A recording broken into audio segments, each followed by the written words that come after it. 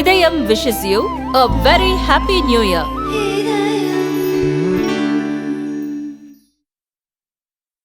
அண்ணா பல்கலைக்கழக மாணவி விவகாரத்தில் ஆளும் திமுக அரசு உண்மையை மறைக்க முயற்சிக்கிறது என்று தமிழக பாஜக தலைவர் அண்ணாமலை குற்றம் சாட்டியுள்ளார். இது தொடர்பாக ரிபப்ளிக் டிவிக்கு பேட்டியளித்த அவர், சென்னை அண்ணா பல்கலைக்கழகத்தில் மாணவிக்கு நடந்த வன்கொடுமை சம்பவம் திமுக அரசு மீது மக்களுக்கு கடும் கொந்தளிப்பை ஏற்படுத்தியுள்ளது. கடந்த ஆண்டு மேற்குவங்க மாநிலம் கொல்கத்தாவில் ஆர்ஜிகர் அரசு மருத்துவக் கல்லூரி மருத்துவமனையில் பெண் மருத்துவர் பாலியல் வன்கொடுமை செய்யப்பட்டு கொலை செய்யப்பட்டார். அச்சம்பவம் மேற்கு வங்க மக்களிடையே கொந்தளிப்பை ஏற்படுத்தியது. அதேபோல ஒரு கொடூர சம்பவம் தமிழகத்திலும் நடந்துள்ளது.